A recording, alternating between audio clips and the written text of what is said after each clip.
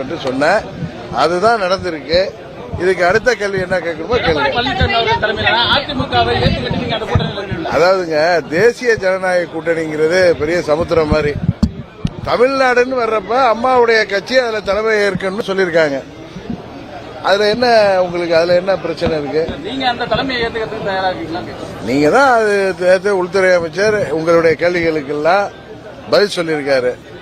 நாங்கள் எல்லாம் தமிழ்நாட்டில் திமுக என்கிற தீய சக்தியை வீழ்த்த வேண்டும் என்கிற புரட்சி தலைவர் இதய தெய்வம் அம்மா அவர்களின் வழியில் வந்தவர்கள், அவர்களின் கொள்கைகளை தாங்கிச் செல்பவர்கள்.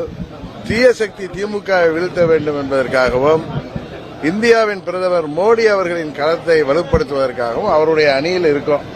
இன்னும் சொல்ல போனா பாரத பிரதமர் மோடி அவர்களின் அணியில நாங்க இருக்கோம். அதனால திமுகவை வீழ்த்த வேண்டும் என்கிற